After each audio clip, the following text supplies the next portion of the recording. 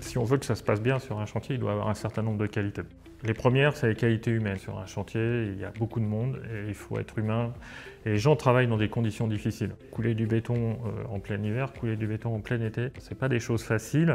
Le maître d'œuvre d'exécution, c'est quelqu'un d'expérience, puisqu'il a la responsabilité d'un chantier. Un chantier, c'est plusieurs millions d'euros.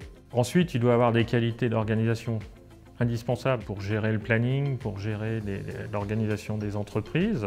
Il doit être capable de s'adapter et d'adapter le chantier en fonction de contraintes qui n'auraient pas été prévues à l'origine. On a parlé des aléas climatiques, mais il peut y avoir aussi des aléas techniques sur un chantier. Il doit avoir aussi des qualités de gestionnaire. C'est lui qui a la responsabilité financière du chantier. Le maître d'œuvre d'exé doit réaliser ce qu'a conçu l'architecte en amont. À un moment, donc, le maître d'œuvre d'exécution va prendre possession du dossier. Quand les entreprises sont désignées, il va établir un planning, c'est-à-dire il va dire le chantier démarre à tel moment, le chantier va s'arrêter à telle période, et entre ces deux dates, il va organiser le travail de chaque entreprise. À partir du moment où le maître d'œuvre d'exécution a défini ses plannings, organiser son chantier avec les entreprises, on va démarrer le chantier. Un chantier, ça varie entre 12 mois et 36 mois, en gros, suivant la taille de l'opération. Il y a ces réunions hebdomadaires, il y a un compte-rendu qui est établi. Ce compte-rendu, il est fait aussi pour les entreprises. Il définit en gros le travail qui est à faire. Ça permet aux entreprises de s'organiser, de passer les commandes nécessaires pour approvisionner le chantier. Dans ces différentes phases, il y a un certain nombre de validations qui doivent se faire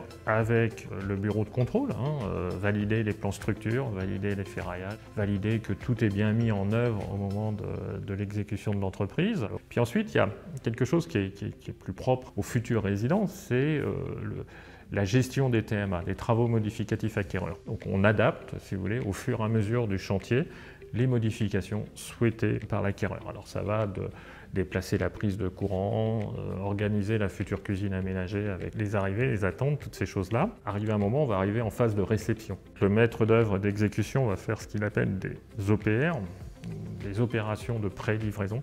C'est-à-dire, il va faire une réception, entre guillemets, avec les entreprises. C'est-à-dire, il va dire là, ça me va pas. Il fait reprendre aux entreprises toutes ces choses-là. Et puis après, on va arriver à la phase de réception avec le maître d'ouvrage. Et puis après, il y a ce qu'on appelle la GPA, la garantie de parfait achèvement, sur 1 an. Et là, les entreprises réinterviennent.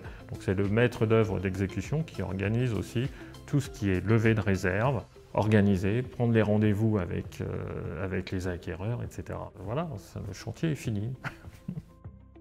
Notre rôle, c'est un rôle de chef d'orchestre, après, si vous voulez, et de synthétiser tout ça et de mettre tout le monde dans la meilleure posture pour qu'elle fasse le meilleur travail.